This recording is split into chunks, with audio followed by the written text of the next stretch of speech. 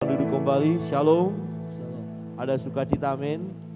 Hari ini kita bersyukur di mana kita akan memperingati kematian Yesus Kristus, yaitu hari Jumat nanti, Jumat Agung. Yesus mati di kayu salib dan siksaan yang luar biasa harus dia alami. Ya, dia akan mengalami penderitaan yang dahsyat dan dia tahu itu. Secara manusia, Yesus adalah manusia sejati, benar-benar manusia. Dia dilahirkan, jadi dia mengerti apa itu penderitaan. Dia mengerti apa itu kesusahan. Ya, dia mengerti bahwa berat ya tantangan hidup secara khusus cawan yang akan dia terima itu tidak gampang. Nah, sebelum masuk dalam penderitaan yang besar, yang luar biasa, berkali-kali dia memberitahukan kepada murid-murid bahwa Yesus tidak akan bersama-sama dengan mereka, bahwa anak manusia akan diserahkan.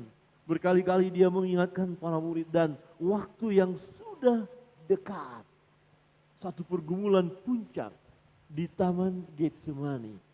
Sesuatu yang sangat penting di taman itu, dan itu suatu penentuan di mana dia harus mengalami pergumulan yang dahsyat, yang luar biasa. Ya, dan Alkitab berkata dia merasa sedih seperti mau mati rasanya. Dan kemenanganlah sesungguhnya yang terjadi di Taman Getsemani. Ya, puncaknya memang di kayu salib. Ketika dia disalibkan, dia tidak membantah, tidak ada kebencian, tidak marah, tidak mau menghukum manusia yang melakukan kejahatan kepada dia. Bahkan dia mampu mengampuni. Dia berdoa, Bapa ampunilah mereka karena mereka tidak tahu apa yang mereka perbuat. Mengapa Yesus bisa mengalami itu semua? Satu peristiwa penting di Taman Getsemani. Dan ini perlu kita teladani. Ketika kita akan menghadapi pergumulan, beban berat. Ya, ingat di Taman Getsemani, Yesus mengalami beban pergumulan dan itu adalah puncak di mana menjadi penentu keberhasilannya untuk menyelesaikan tugas yang Tuhan percayakan kepadanya. Matius 26 ayat 36, firman Tuhan berbunyi demikian ayat 36. Maka sampailah Yesus bersama-sama murid-muridnya ke suatu tempat yang bernama Getsemani. Lalu ia berkata kepada murid-muridnya, duduklah di sini sementara aku pergi ke sana untuk berdoa. Dan ia membawa Petrus dan kedua anak Zebedeus sertanya. Maka mulailah ia merasa sedih dan gemetar. Sedih dan gentar. Mengapa Yesus sedih? Mengapa dia gentar? Lalu katanya kepada mereka, hatiku sangat sedih seperti mau mati rasanya. Jadi ada pergumulan yang dihadapi atau akan dihadapi. Dia tahu ada cawan di depan, ada pergumulan, ada penderitaan, ada siksaan yang luar biasa secara manusia. Tidak ada seorang pun di antara kita yang mau mengalami penderitaan. Siapa yang mau mengalami kesusahan? Siapa yang mau mengalami sakit penyakit, penderitaan, siksaan yang dahsyat itu. Itu sebabnya Yesus sedih seperti mau mati rasanya. Artinya apa Bapak Ibu? Pergumulannya ini bukan pergumulan kaleng-kaleng. Bukan hanya karena tidak makan dan tidak minum. Seperti ini rasanya, tidak. Dia pernah berpuasa 40 hari.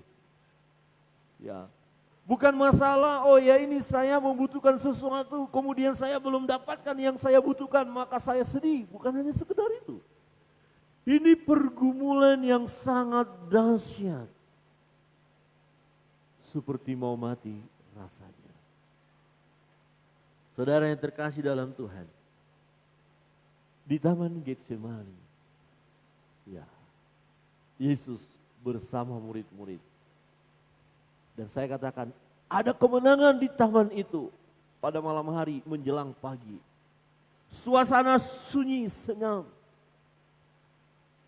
Yesus bergumul. Mengapa harus bergumul? Mengapa tidak, oke saya terima saja? Tidak, secara manusia. Dia punya kehendak. Dia mau supaya jangan sampai meminum cawan itu. Ya, ada juga kuasa kegelapan yang bekerja supaya menggagalkan rencana Bapa itu. Kalau Yesus tidak mau menerima cawan itu, artinya rancangan Bapa gagal. Dan itulah godaan kuasa kegelapan supaya Yesus tidak mengikuti kehendak Bapa. Jadi pergumulan yang berat ini luar biasa. Kira-kira begini, saudara dan saya mengalami kesusahan. Kemudian ada tawaran yang sangat menarik supaya kita keluar dari kesusahan itu. Tapi tawaran itu bukan dari Tuhan. Tawaran itu dari diri kita. Karena kita tidak mau menderita. Tawaran itu dari kuasa kegelapan. Udah, jangan ada di situ. Keluar saja, ini cara yang terbaik. Tapi kita berpikir, kalau aku lakukan ini berarti tidak sesuai dengan kehendak Bapa. Terus bagaimana? Yang mana harus aku lakukan? Secara manusia aku mau menghindar dari malapetaka itu, dari kesusahan itu. Aku mau menerima yang gampang saja, yang enak saja. Tapi bagaimana dengan Tuhan? Maka berdoa. Jadi kalau saudara dan saya diperhadapkan dengan pergumulan yang sangat berat, ada tawaran dari kedagingan kita. Udah caranya seperti ini saja. Ada kuasa kegelapan yang menawarkan udah caranya seperti ini saja. Dan itu menyesatkan. Tetapi secara daging kita aman. Tetapi di satu sisi kita bergumul di hadapan Tuhan. Apa yang harus kita lakukan? Maka kita berdoa. Jadi situasi berdoa tidak gampang ini. Waduh, ini berkecamuk, yang satu bilang begini saja, yang ini bilang begini. Tapi kita mau mengarahkan pandangan kita hanya kepada Tuhan. Berdoa, berdoa. Nah, kemenangan yang pertama kalau kita lihat di Taman Getsemani adalah, ya pertama kemenangan yang dialami oleh Yesus. Yaitu kemenangan di mana ketika dia menghadapi tantangan pergumulan yang luar biasa itu, dia berdoa dan berjaga-jaga. Mengapa Yesus dan murid-murid pergi ke taman itu? Bukan untuk rekreasi, bukan hanya untuk camping, menenangkan hati, bukan. Tapi ada pergumulan yang luar biasa. Berdialog dengan Bapa, berseru kepada Bapa. Dia pergi ke sana untuk berdoa. Jelas dikatakan, duduklah di sini sementara aku pergi ke sana untuk berdoa. Di ayat 36. Kemudian kita lihat di ayat 38. Lalu katanya kepada mereka, hatiku sangat sedih, seperti mau mati rasanya. Tinggallah di sini dan berjaga-jagalah dengan aku. Berjaga-jagalah dengan aku. Jadi dalam doa itu berjaga-jaga supaya tidak kena serangan kuasa kegelapan. Supaya tidak menghindar dari kenyataan. Kalau kenyataan pahit itu harus dialami. Ya, berjaga-jaga dan berdoa. Di ayat 41 berkata begini. Berjaga-jagalah dan berdoalah supaya kamu jangan jatuh ke dalam pencobaan. Roh memang penurut, tetapi daging lemah. Saudara yang terkasih dalam Tuhan, kita lihat bagaimana siksaan yang dahsyat, yang luar biasa dialami oleh Yesus. Adakah dia membuka suara dan berkata, mengapa kalian harus lakukan ini? Tidak. Adakah dia berkata, kalian semua orang jahat, saya tidak melakukan kejahatan. Kenapa harus terjadi seperti ini? Tidak. Apakah dia bertindak kemudian menghajar orang-orang yang menganiaya dia? Tidak. Nubuat dari Nabi Yesaya berkata, dia diam seperti domba. Ya, di dalam waktu bulunya digunting, tidak mengeluh, tidak lakukan apa-apa. Ketika dibantai pun, diam saja. Kemenangan di Taman Getsemani. Ya. Di salib itu adalah kemenangan. Karena di salib itu ketika Yesus mati, dia mengalahkan kuasa maut. Nah, sebelum di salib itu, ya, penentu ada di taman itu pada malam itu menjelang pagi. Di mana orang-orang sudah siap akan menangkap dia dan menganiaya dia. Dia berdoa, dia datang kepada Bapa. Dia mengajak murid-murid. Untuk apa murid-murid diajak? Supaya murid-murid ini memberikan kekuatan kepada dia. Ayo dong bantu doakan, berjaga-jaga. Tetapi faktanya adalah murid-murid tertidur. Mereka tidak kuat. Begitu beratnya pergumulan itu sehingga Yesus berdoa 3 kali. Bukan hanya sekedar berdoa, tidak. Ya berlutut, berdoa, bahkan dikatakan peluhnya seperti tetesan darah. Begini Bapak Ibu, kalau kita berpikir berat, ini bisa nadi-nadi kayak mau pecah. Aduh, gimana? Pernah nggak saudara mulai ada beban pergumulan keringatan terus? Setiap kali memikirkan persoalan itu mulai keringat, mulai panas dingin, bahkan menetes ya keringat kita, bahkan tetesan-tetesan darah bisa terjadi. Tekanan yang dahsyat. Ya. Yesus berdoa. Yesus berjaga-jaga. Supaya jangan jatuh ke dalam pencobaan. Supaya jangan menghindar dari cawan itu. Doanya jelas sekali. Ya. Ketika dia berdoa. Di ayat 39, maka ia maju sedikit lalu sujud dan berdoa. Lalu sujud dan berdoa. Sujud, merendahkan diri dan berdoa kepada Bapa. Katanya, ya Bapakku, jikalau sekiranya mungkin biarlah cawan ini lalu daripadaku. Tetapi janganlah seperti yang ku kehendaki, melainkan seperti yang Engkau kehendaki. Ya Bapakku, ya Bapakku. Ini satu teriakan yang sungguh-sungguh. Ya Bapakku, kalau boleh lewat penderitaan ini, lewatlah pergumulan ini. Kalau kita Bapak Ibu Saudara sudah pernah kena COVID, saya sudah pernah COVID, itu belum separah itu doa gitu. Ya waktu COVID rasanya tuh Tuhan, aduh. Apalagi dengar berita lagi si ini meninggal. Lah kita lagi kena COVID loh. Lagi meriang ini udah gak rasa apa-apa. Dengar berita ini meninggal. Aduh Tuhan, akankah selesai hari ini?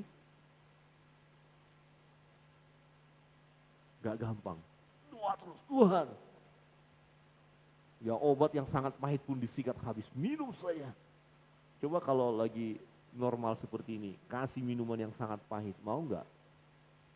Gak mau, tapi kalau sakit dan itu obatnya sepahit apapun, minum saja supaya sembuh. Ya, karena ngeri dengan kematian, dengan maut itu. Ya, ya Bapakku, Tuhan tolong supaya saya sembuh. Ini udah hari keberapa ini? Udah rasa belum? Belum ada wangi apa-apa. Belum rasa. Aduh Tuhan, ini sudah sekian hari Tuhan. Ini sudah sekian hari Tuhan. Jadi terus bergumul, Yesus bergumul, berseru kepada Bapa, karena dia tahu ya cawan yang dimaksud adalah penderitaan, siksaan yang dahsyat dan sangat-sangat tidak manusiawi. Dan dia tidak berdosa, dia tidak bersalah. Saudara, siapkah saudara dianiaya padahal saudara tidak bersalah? Siapkah saudara ditindas, ditekan, dihina padahal saudara tidak melakukan kesalahan, kemudian saudara dituduh melakukan kesalahan? Oh ini tidak mudah. Saya yakin dan percaya kita akan berontak, oh tidak, ngapain saya harus mengalami seperti ini. Yesus berdoa kepada Bapa. 3 kali dia berdoa. Waktu pertama dia berdoa, ada 3 murid yang lebih dekat kepada dia. Petrus, Yakobus, Yohanes, murid yang lain masih ada di bawah. Sudah di taman, ajak 3 orang. Yang 3 orang sudah duduk, kalian di sini, saya mau berdoa, agak lebih jauh lagi. Setelah berdoa, datang kepada murid-murid. Apa yang terjadi? Murid-murid tidur. Ya. Ayat 40. Setelah itu ia kembali kepada murid-muridnya dan mendapat mereka sedang tidur. Dan ia berkata kepada Petrus, tidakkah kamu sanggup berjaga-jaga 1 jam dengan aku? Diingatkan Petrus, Yakobus, Yohanes, tidakkah sanggup?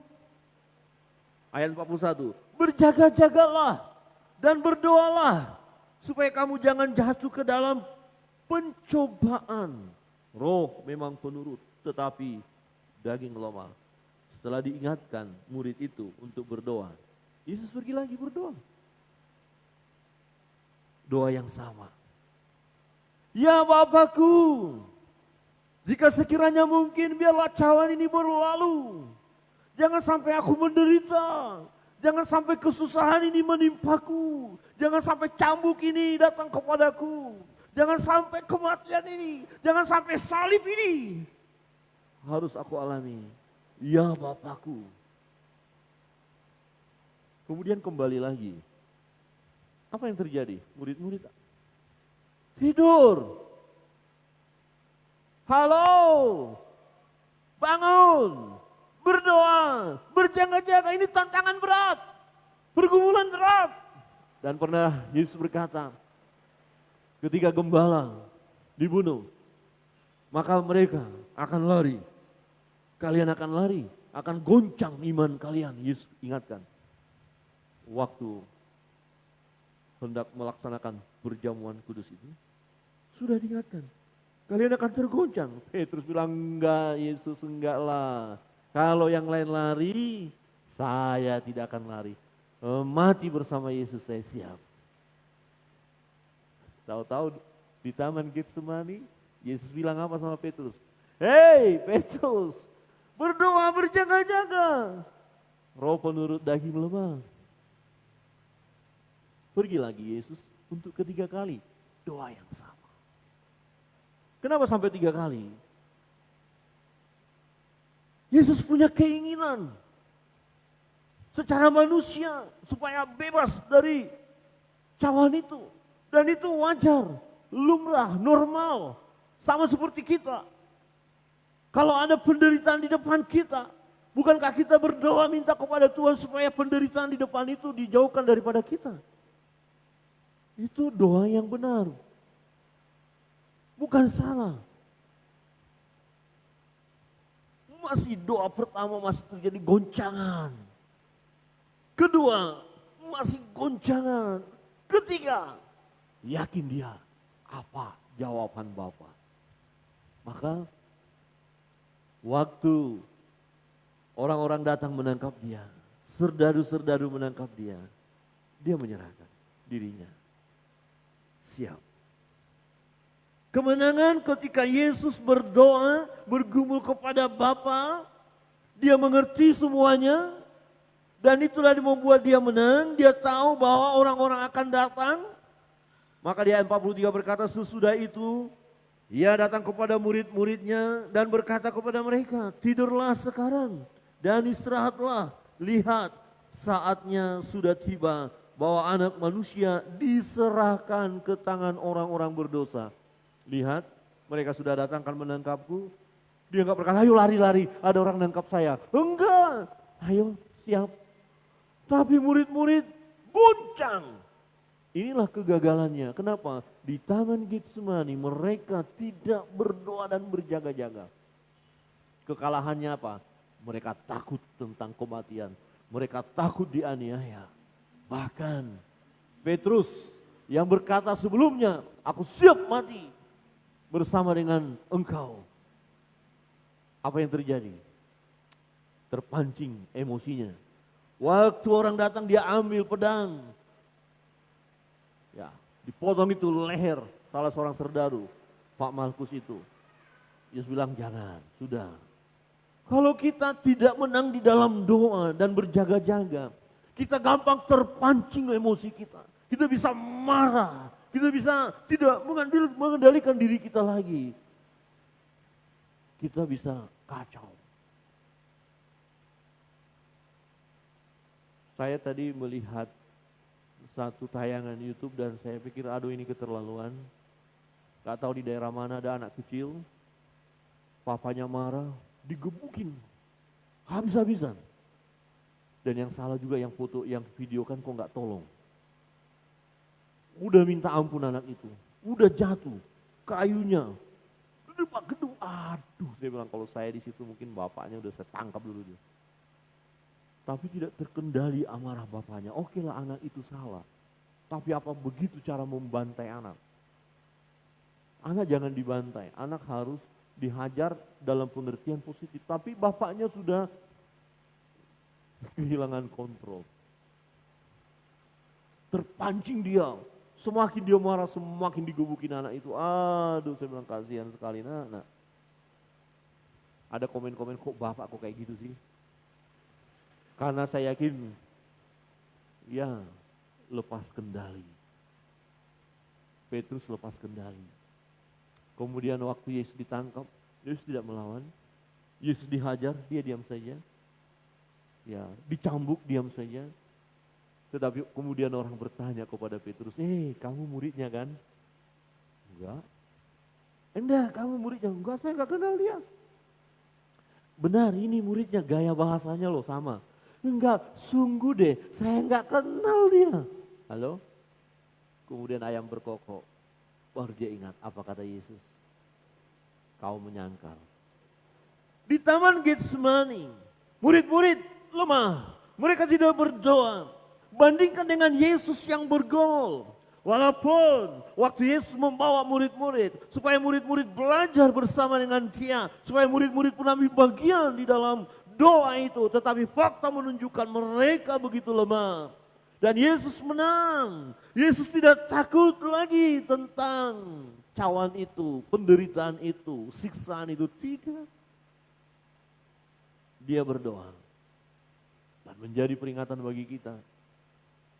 Berdoalah dan berjaga-jagalah. Supaya kita jangan jatuh dalam pencobaan. Ketika ada berbagai persoalan, pergumulan, Tuhan izinkan kita alami. Tantangan yang berat. Jangan lupa Getsemani. Yesus mengalami penderitaan, pergumulan itu.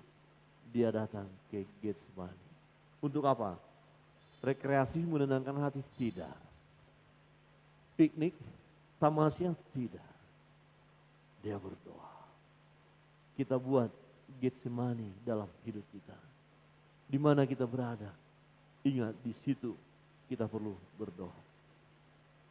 Kemenangan yang kedua, Bapak Ibu Saudara yang terkasih dalam Tuhan, kita lihat ada apa di Getsemani. Kemenangan di Taman Getsemani ketika permohonan tidak dikabulkan. Ini luar biasa. Ini bisa menjadi sesuatu yang membuat pemikiran, pemahaman kita berubah selama ini. Ada banyak orang yang merasa menang. Hebat, luar biasa memuji Tuhan kalau doanya dikabulkan oleh Tuhan. Kalau terjadi mujizat, baru dia merasa menang. Tetapi ketika doanya tidak dikabulkan oleh Tuhan. Atau dengan kata lain Tuhan berkata, tidak, kamu tidak dijawab. Kamu harus tetap mengalami penderitaan itu. Kamu harus mengalami kesusahan itu. Adakah kita bersyukur? Apakah permintaan Yesus dikabulkan oleh Bapa? Yesus mau supaya cawan itu berlalu, itu permintaannya. Itu yang terus digumuli. Jangan sampai menderita. Ya Bapa, aku hanya kamu jangan sampai menderita. Setelah 3 kali berdoa, dia mengerti bahwa memang tidak ada cara lain. Karena itu adalah untuk menyelamatkan umat manusia. Tidak ada cara lain. Akhirnya dia terima. Memang harus menderita.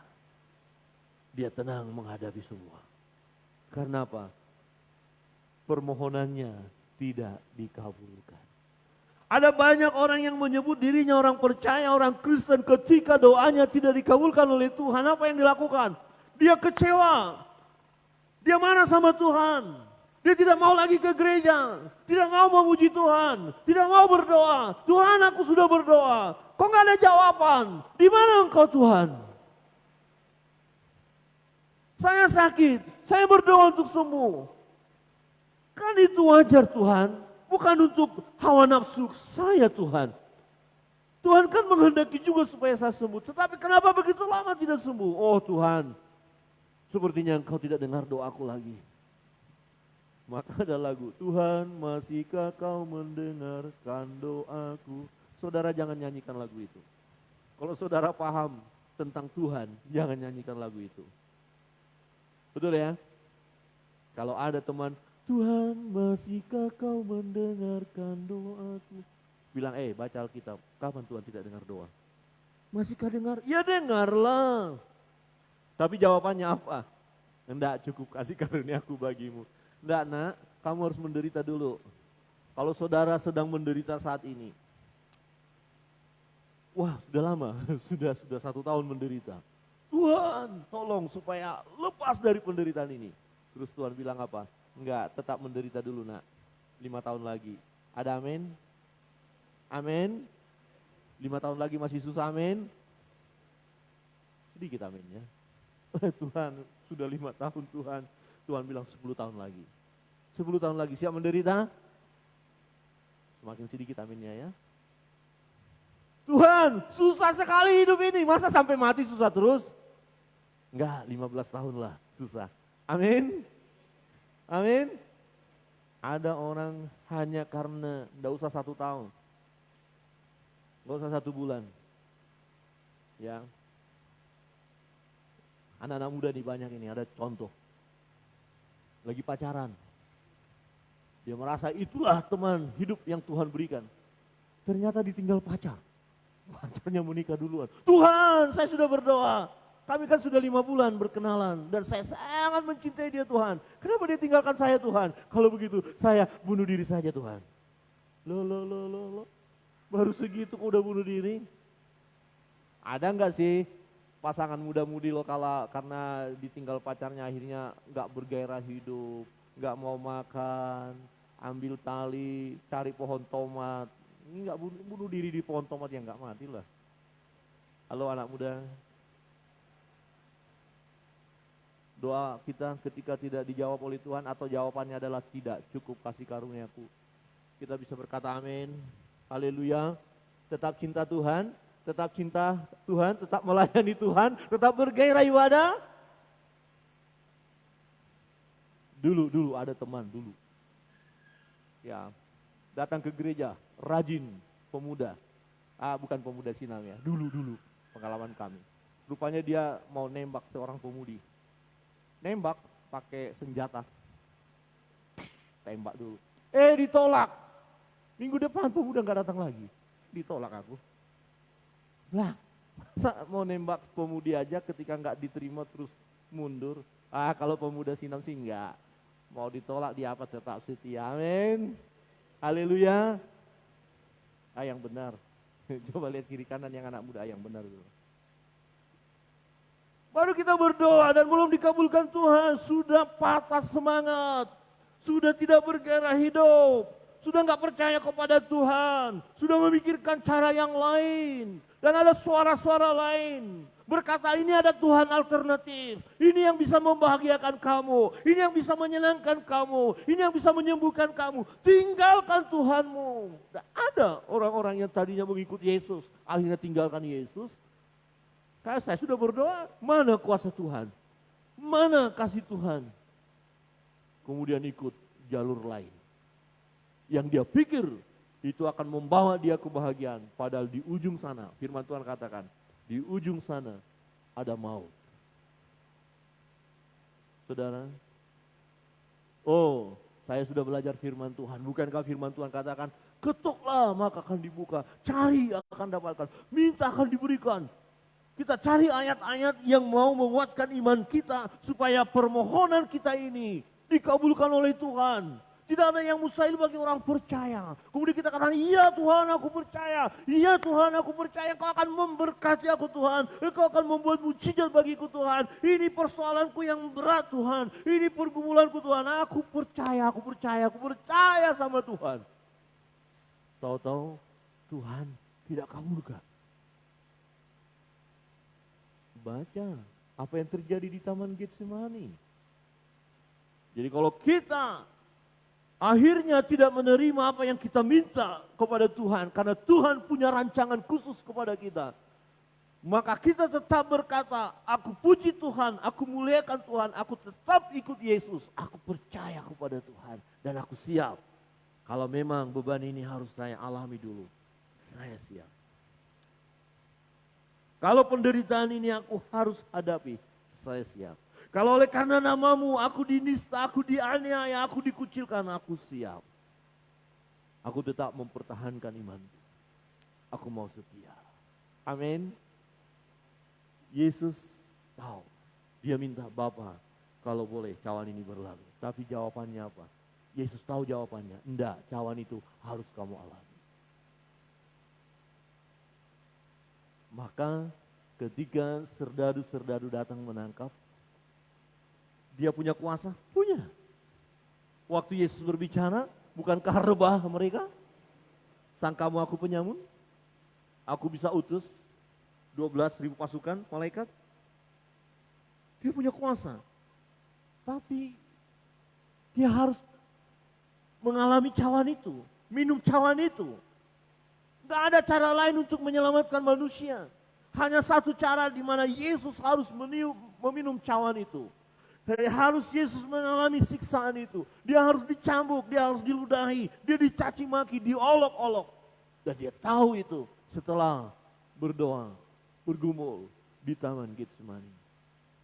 Kemenangan ketika Yesus tahu bahwa dia permohonannya tidak dikabulkan oleh Bapa dan dia terima itu.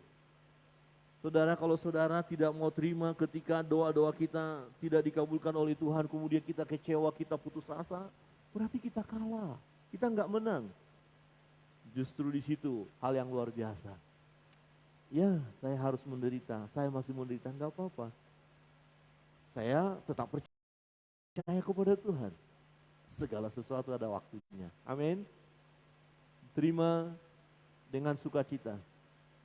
Ketika doa-doa kita belum dikabulkan oleh Tuhan. Permohonan kita, mujizat tidak terjadi bagi kita. Jangan berkata Tuhan ini enggak ada, buktinya enggak ada mujizat.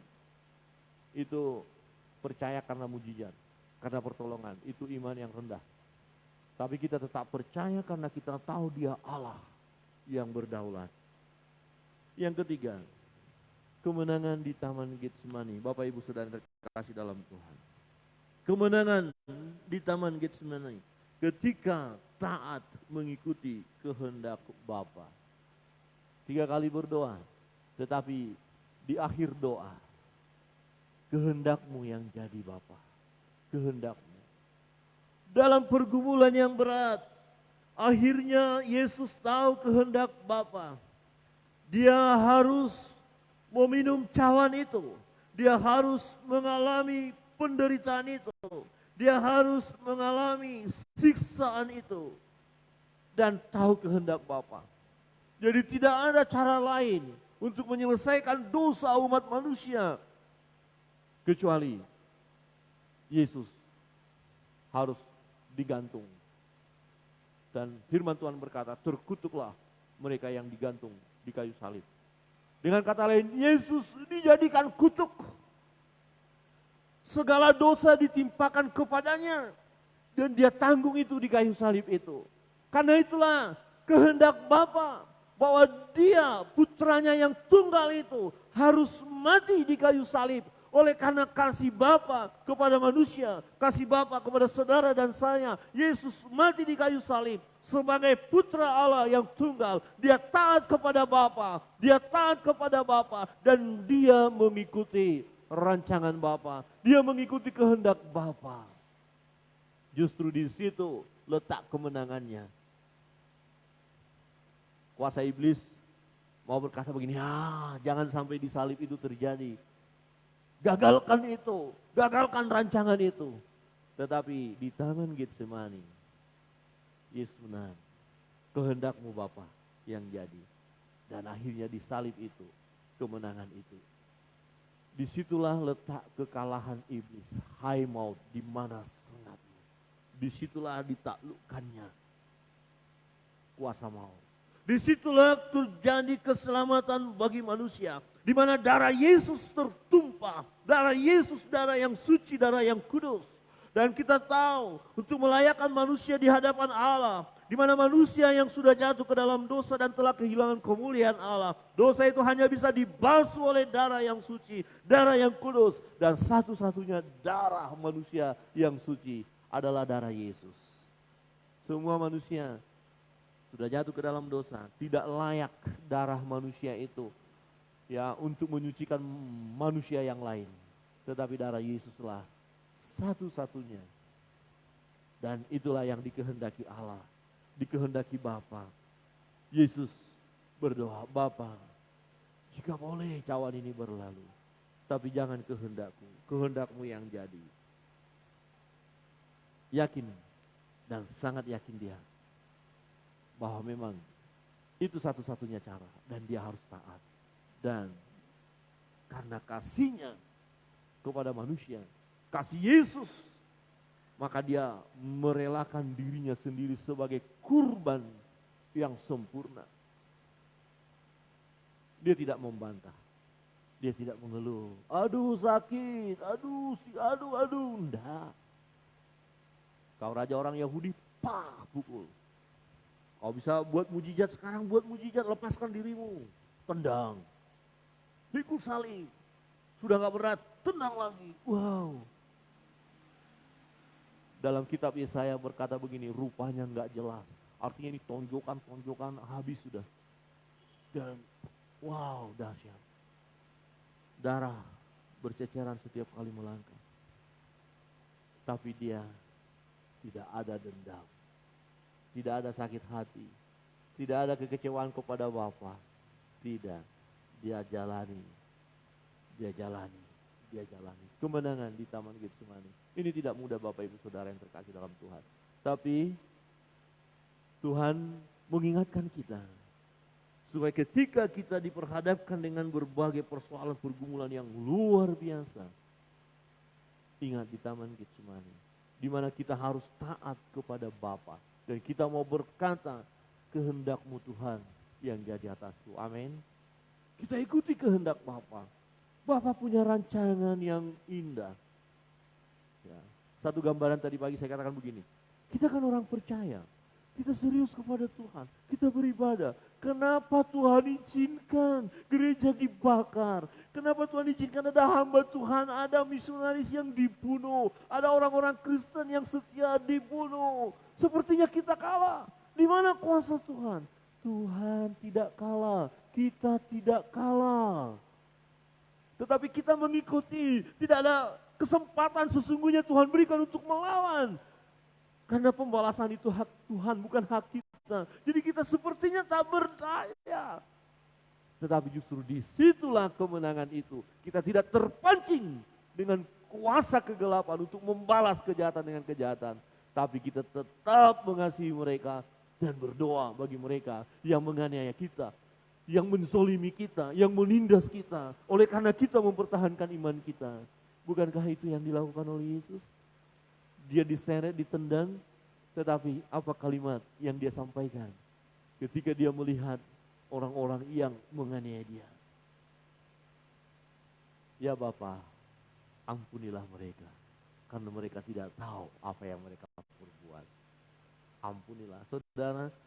Saudara disakiti oleh seseorang, mungkin bahkan teman atau sahabat, ditindas, dihina. Mampukah saudara berkata, Tuhan ampuni dia, aku mengasihi dia. Amin. Kalau Tuhan izinkan saya harus menderita dengan omongannya, dengan perlakuannya, tidak apa-apa. Saya siap untuk itu. Dan saya tidak akan membalas, saya tidak akan sakit hati kepada dia. Tetapi saya akan terus berdoa, memohon berkat supaya dia diberkati Tuhan dan berubah. Amin. Amin. Aminnya kecil ini berat, ini saya lihat. Amin. Luar biasa. Kehendak Tuhan adalah kita mengasihi orang lain. Ya. Tidak ada sakit hati, tidak ada dendam. Tapi itu kemenangan terjadi di Taman Getsemani, yaitu di dalam doa dan berjaga-jaga. Kebenaran firman Tuhan mengingatkan kita bahwa perjalanan hidup ini tidaklah mudah. Sewaktu-waktu pergumulan yang begitu berat luar biasa akan kita hadapi. Atau mungkin hari ini ada di antara kita yang sedang mengalami kesusahan. Mungkin sampai berkata seperti mau mati rasanya. Perasaan ini gundah gulana, susah. Ingat, Taman Getsemani. Di situ Yesus berdoa dan berjaga-jaga. Datang kepada Tuhan, berdoa. Dan jika sekiranya memang Tuhan izinkan kita harus masih mengalami penderitaan itu, dan doa kita tidak dikabulkan oleh Tuhan, tetap bersukacita dan terima kenyataan itu. Ya, Tuhan memberikan kemampuan kepada kita untuk mengalami masa sukar itu. Tetap bertahan, jangan lari dari kenyataan, jangan tinggalkan Tuhan, jangan tinggalkan iman kita. Dan tetap memandang kepada Tuhan dan berkata, ya Bapa, kehendakmu yang jadi atasku. Saudara kita bangkit berdiri.